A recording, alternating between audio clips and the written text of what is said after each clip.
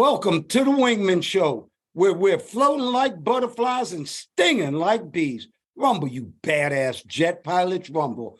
Welcome to the Wingman Show. My name is Commander Drew Brown. My wingman, my main man, one of those badass jet pilots, my man, Dr. Paul Thompson. What's up, Dr. Paul? Hello, Mr. Drew. Good to talk to you. Glad to see you on this great day. We'll have a good show and hopefully something inspiring for those young and old and in between. That sounds great. Why don't we start off with this quote? The soul that is within me, no man can degrade. That's Frederick Douglass right there. And I think that's a great way to start off. The soul that is within me, no man can degrade.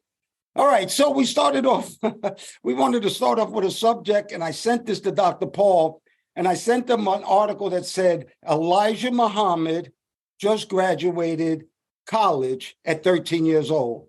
Now, for people who don't know who Elijah Muhammad is, there is an honorable Elijah Muhammad that was head of the Black Muslims, and that's very close to me because my dad trained Muhammad Ali. So I was in all that when Cassius Clay changed his name from Cassius Clay to Muhammad Ali. So it was really funny to see this headline of Elijah Muhammad. The truth is, this is a 13-year-old boy who graduated from college. And Dr. Paul, I'm going to let you talk about him, but I didn't realize this. I looked a little further. His 15-year-old sister has 2 associate's degrees already. What do you think about Elijah Muhammad being a college graduate at 13? Yeah, well, congratulations to Elijah Muhammad. Yeah, he was apparently he's homeschooled by his dad, and I guess his sister was too. And he graduated from I guess a little community college in Oklahoma City, and he's headed to Oklahoma State. Isn't that where Marcus Smart played ball in college? Marcus Smart's a player for the Boston Celtics. I think he did go to Oklahoma State. I think Oklahoma State. Anyway, this Elijah Muhammad is headed there to further his studies. Is an interesting graduation picture. He's in cap and gown with his, I guess, classmates who are like 2 or 3 times his size. And grown-ups. Yeah, they're grown-ups. Yeah, they thought he was, when he was in class, they thought he was someone's child that, they didn't have childcare. So he was just sitting in the classroom. Didn't realize he was a student until he started to participate in the class, asking questions. Yeah, he said he's got like 10 certifications, IBM certifications or Microsoft certifications. Yeah, he wants to be in cybersecurity, which we'll talk about in a minute here. It's one of the fastest growing jobs out there. Yeah. I'm amazed at what some of these young, almost preteens are able to do. It's incredible. And once again, good news is hard to find. Yes. What did you think about when I said Elijah Muhammad graduated college? I was going to say, when in 19, like 23 or something like that, but it was just a couple of weeks ago. Well, welcome to the Wingman Show, everybody. Thank you so much for tuning in. We want to welcome all our frequent flyers, and those are the people who listen to us every week. Thank you. And any new listeners, welcome, welcome, welcome. You can always go to our website, wingmenshow.com. That's wingmenshow.com. And matter of fact, you can ask us a question on our frequent flow line. We'll answer it to you. Follow us on Instagram. And definitely, if you watch us on YouTube, because we show a lot of pictures and Dr. Paul is so handsome, watch us on YouTube and hit that subscribe button. We really would appreciate it. If you look behind me, I have a Superbad F-15 Strike Eagle. And today's Wingman that Dr. Paul is going to talk about is an incredible app that people should maybe have on their phone. Dr. Paul, what about these Strike Eagles? Yeah, that's a Strike Eagle. I guess you've got a US one. I'm not sure where this one is from. I'm looking at the picture I have. It's got 2 circles on each wing, red. It's probably a foreign nation. Who flies them? US, Saudi Arabia, Israel, maybe another country. So who knows? It could be a mock-up of something. Yeah, quite an airplane. I like your picture there. Looks like he's deploying flares. I just put in funky fast jet, and that's what that came up. That's a good picture. He's deploying flares to deflect, I guess, incoming missiles. Heat-seeking missiles go for the hottest heat source. So hopefully they go for the flares instead of the airplane. That's a nice shot. Thank you very much. Well, these F-15s, they go very fast, and that means they can pull a lot of Gs. And that goes right into our subject of GLOCK, because the name of the show here is how do we fly badass jets without our Glocks? Well, it's not a Glock, it's a GLOCK. And our man, our marketing guy, Brandon from Mystical Marketing, he wanted to really know about that speed because last week we talked about breaking the sound barrier. And I'll be honest with you, Dr. Paul and I are very used to going very fast, but we have references because we fly 400 or 500 miles an hour low to the ground. So trees are zooming by us, mountaintops are zooming by us. When you go up high, like in an F-15 or F-14 or F-16, any of these planes that go supersonic, unless you're in the clouds, you don't have a reference of speed. So for Brandon, we always felt like we were smoking down there going 400 or 500 miles an hour. Huh, Paul? Yeah, you're seeing things go past you. You know, you could, for reference, if you're high up in the air, you really don't have a good sense of it. But if you're driving a car along the road, maybe you're 10 miles an hour, it has a different picture than if you're doing 60, 70. So like, you know, Commander Drew's saying, now multiply that by like 6, and you're smoking, you're passing a tree or a bird or something, or you might even be below it. Oh, So no doubt. very, very quickly. You know what the scariest flying I ever did is at night on a moonlit night below the mountains in a valley. So you could actually see the mountaintops and you know that you're under the mountain range. Right. And do you know what I used to say to calm my nerves? What's that? It won't hurt. True. I swear to God, I'd be under there, my BN, my Bombardier Navigator. He would be saying, come left 2 degrees, come right 2 degrees.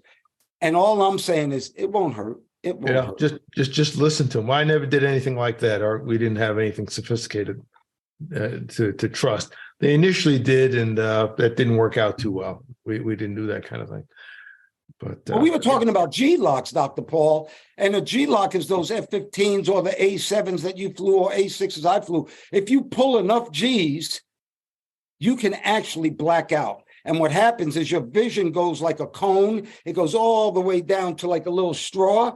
And if you let go, it widens back up. So you really can't ever pass out, because if you pass out, you'll release pressure on the stick. But that's what G-lock is. Yeah. That lock, LC, they just call GLC, loss of consciousness. And that can happen. And these modern airplanes, they can pull a lot of Gs. The airplane I flew would go a maximum of 7. I think even the F-18s are rated for like 7.5, maybe 8 at the most. But some of the F-15, 16s, the F-22s, I've heard they can get to above 10. Wow! And sometimes when they're doing their maneuvers, they're steadily doing that. And that can really happen. So you really have to be in good shape, and there's ways to kind of tense your stomach and try to keep breathing like little short breaths. It's important that you keep everything going. We wear typically people wear G suits. That's right. It keeps the blood from pooling to your feet, so it doesn't all come down from your brain. You know that you have negative Gs, because when blood goes down to your feet, basically you have hypoxia. You have blood hypoxia. Yeah. And same thing, if you have a lot of negative Gs, you can have just the opposite happen. You have too much blood and pressure going into your eyes, because your eyes are really, really sensitive. That's why, you have the tunnel vision. It's affecting your eyes quicker. You just notice it. And negative Gs are very uncomfortable. Extremely uncomfortable. I'd rather pull positive Gs any day. That negative Gs and that floating, that it's almost like you're a loss of control. Yeah, I used to like to do that all the time because nobody else would. Well, you did it in a T2. You actually taught out of control flight where you had plenty negative a lot Gs of us in a T2. And it affects your eyes, because I remember after doing it for a while, I had it because there was only 3 or 4 of us were doing it, and we developed these bloodshot eyes. You could see the veins popping in our eyes. Oh wow! And we all went to flight surgeons to say, well, what is this? They said, we don't know. How do you see? I see fine. Your eyes are a lead into this next story. Don't trust your eyes. AI has gone visual, Dr. Paul, And that means it's gone to Photoshop, and they're soon going to be able to speak a scene and AI will create it. That means, that really does mean that what you see doesn't necessarily have to be true anymore. And it was always, don't believe anything that you hear and half of what you see. Right. Well, now don't believe anything that you see and anything that you hear.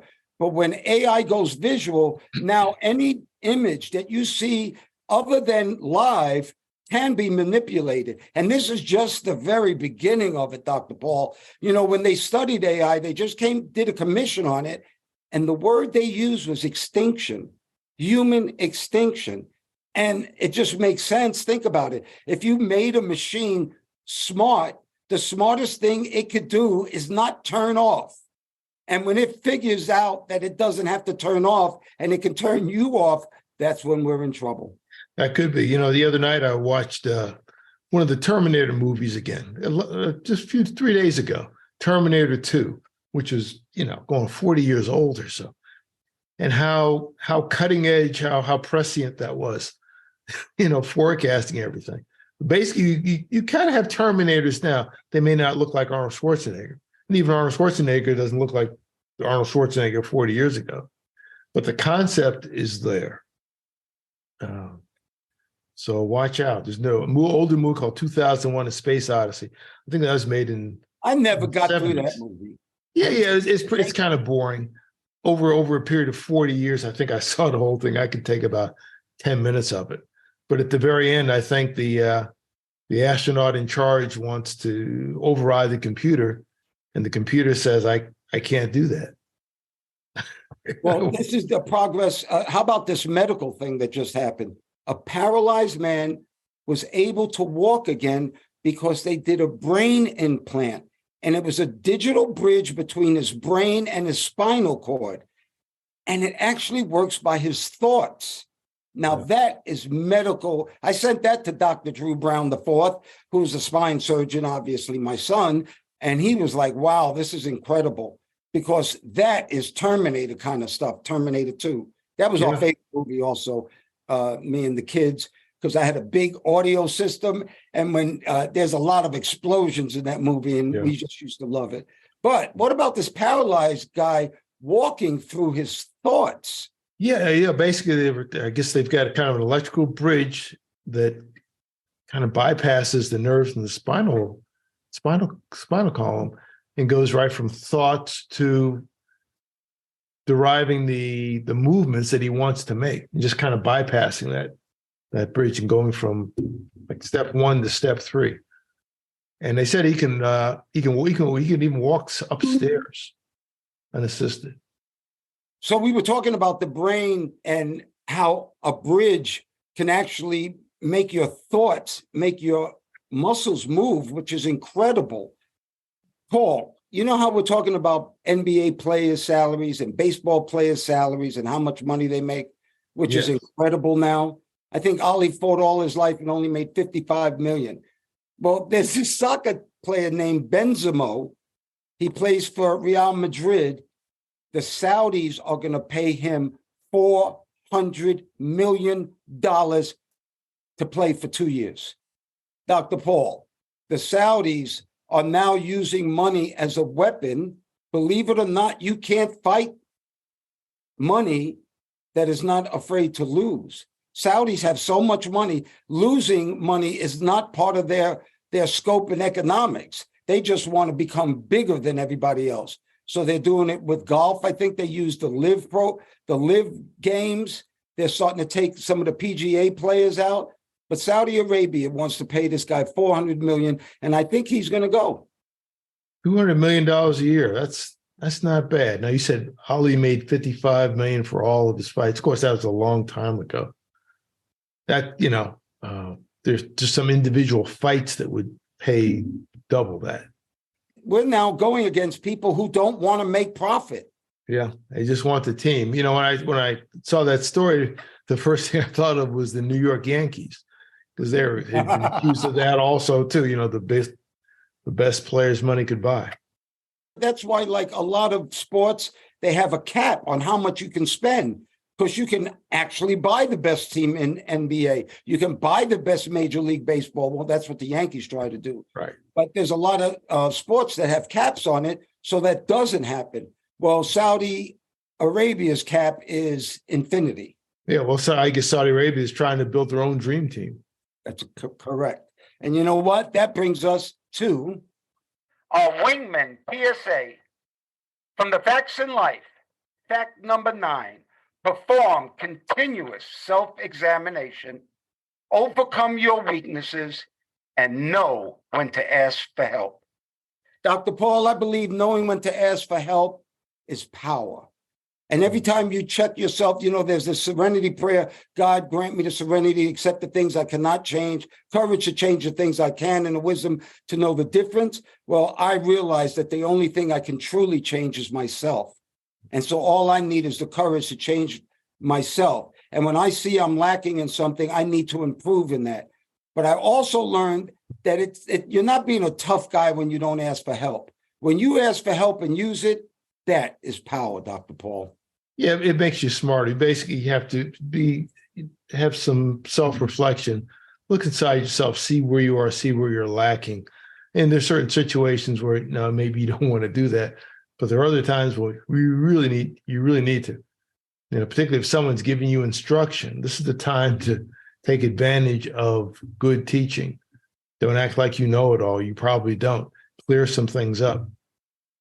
Make your path down the road easier instead of doing the same thing over and over again and wondering why it's not working. I find that the case with a lot of computer stuff.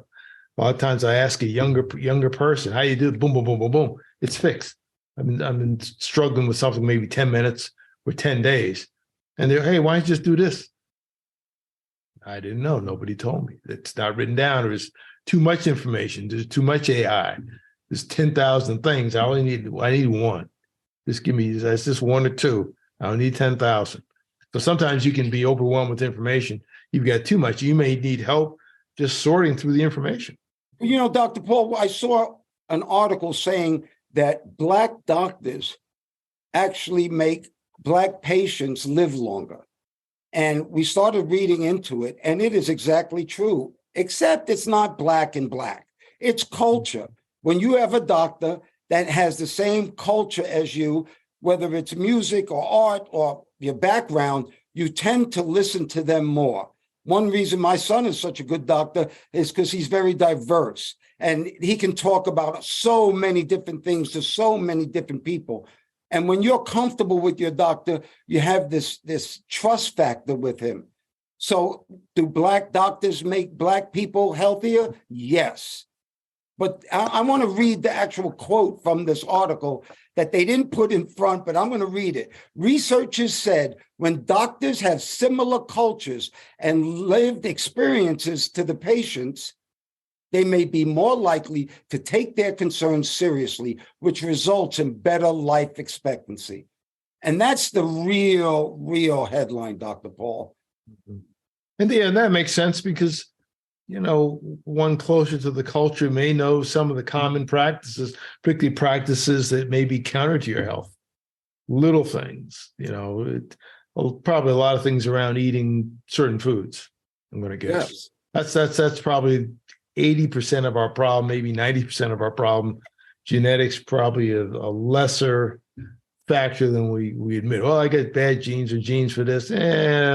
No, it's the 10 pints of ice cream you had, half hour ago. That has a lot to do with it that you did for the last 25 years and wondering, why things are off and they're wrong. Well, Dr. Paul, we have this Wingman flow line. And anybody out there listening, just go to wingmenshow.com. You can get all our shows on wingmenshow.com, but also you can ask us a question. And it's funny you brought up that topic because our Wingman flow line this week is from a 32-year-old guy from LA. He's over 300 pounds and he wants to change his life. He's obese. He doesn't know what to do anymore. And Dr. Paul, you just said it. So the advice from Commander Drew Brown is, first of all, it's what goes in your mouth. First of all, it starts with your mind. But the way to lose weight, the way to be healthy, the number one way is start watching what kind of fuel you put into your machine, and that's your body. When you put good gas in a car, it runs smoother. But exercise is not the total key. Exercise keeps your blood moving. Exercise is good for your lungs and your circulation. But what actually, if you want to lose weight, you have to eat less calories. You don't have to eat less, you just have to eat less shit. Excuse my language, Yes. but there's a lot of processed foods out there, a lot of carbohydrates, a lot of sugar out there. What I did, I lost 55 pounds. I stopped all carbohydrates and I stopped all sugar. I now do intermittent fasting. So I eat once a day. I think my window's between 4:30 and 7:30. It's a 3-hour window that I can eat. And that's intermittent fasting. And that's what got rid of weight for me. But it was definitely the stopping of the carbohydrates. And I meant not all carbohydrates, not vegetable carbohydrates. I'm talking about bread and pasta and pizza, French fries, all those carbs are gone. And the one thing I have to say is once you stop eating sugar and carbohydrates, you're not addicted to it anymore. And it doesn't draw you like it used to. Yeah, I agree. It's a quote that I've seen ascribed to a lot of fitness pros, and it is true.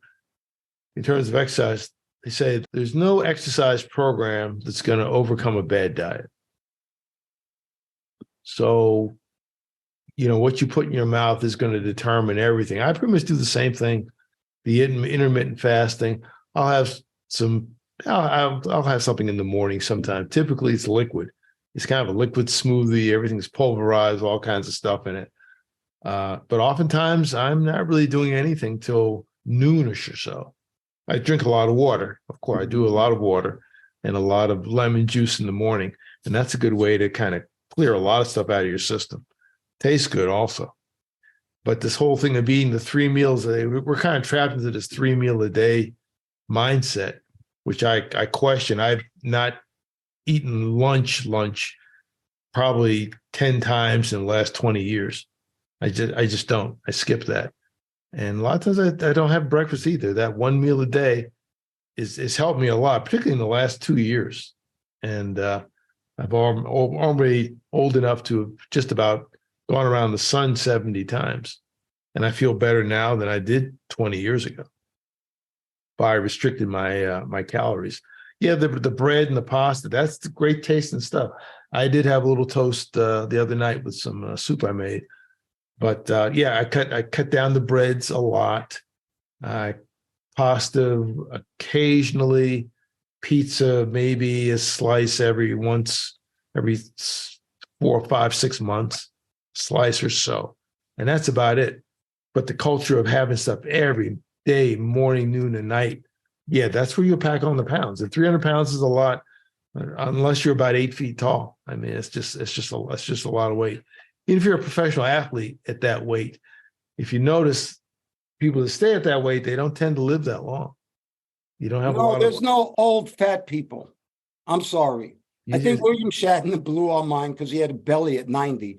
But yes, old people are not fat. If you look at all the people that are centurions, the hundreds, the 105s, the 102s, the 99s, none of them are fat. Yeah. And for you in LA, I do want to just give you a start. Just start now. Don't worry about what happened yesterday. Don't worry about what's going to happen tomorrow. Worry about right now. So let's just start off with stopping sugar. Do it a little bit at a time. So all of a sudden we cut out sugar. Then the next thing to do, how about starting to drink a gallon of water a day? And how do you start with a gallon of water? You start off with a half gallon and you just keep adding water. So you do the sugar, then you do the water, then you stop the carbs. You do one thing at a time. Mm-hmm. A very big important thing for you to do is believe that this will work. And when you believe something will work, it works. And then means you'll start to exercise and you'll start to take walks. And all you have to do is start off with 1 block, then 2 blocks, or 1 mile, then 2 miles. But you have to start. Dr. Paul always says, move. But if you watch what you put in your mouth and you do exercise, you will lose that weight. I promise you, and your life will get better. I agree. Yeah, do that. what he said, and try to break a sweat at least 3 days a week. And some of those Well, we pounds. promote health here very much so here on the Wingman Show. We want people to be healthy because in the end, that's what you have.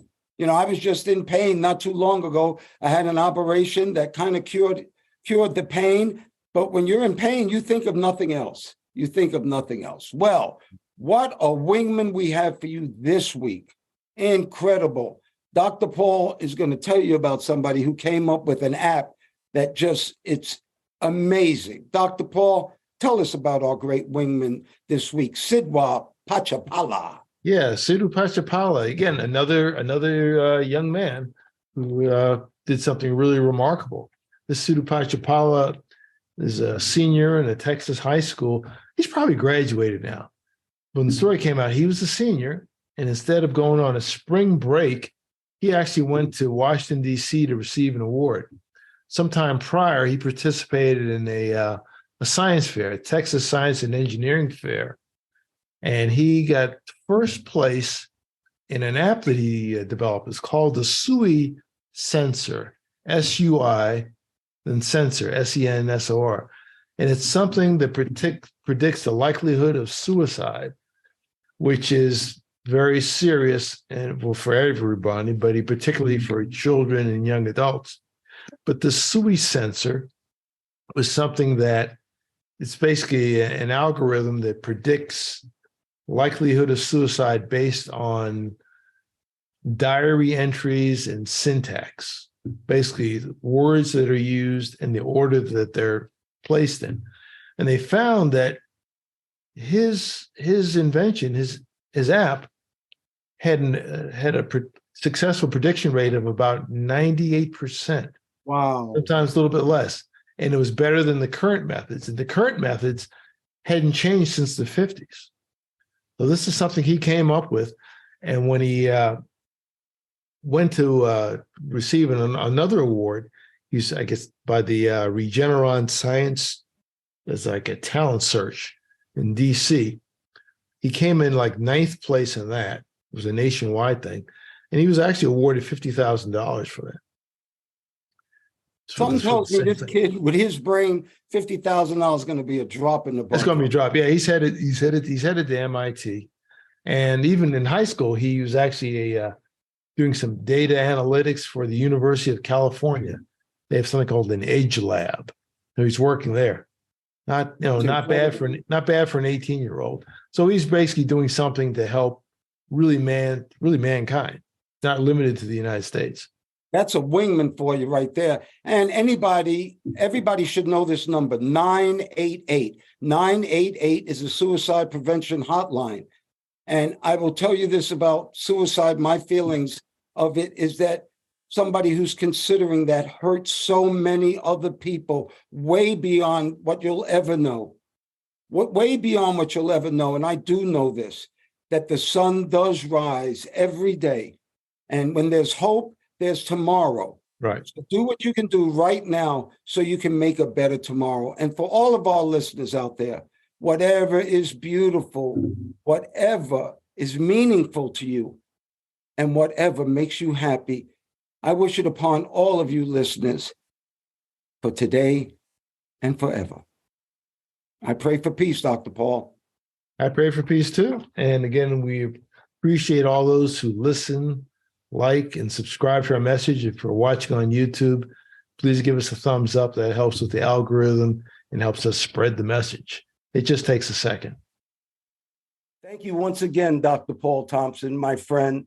Thank you for your love, your time, and that's something that we won't ever get back. I want to thank all the listeners, too. Thank you so much for doing the show, Dr. Paul. We're jamming. Well, thank you, Mr. Drew, for inviting me on. Always good to talk to you.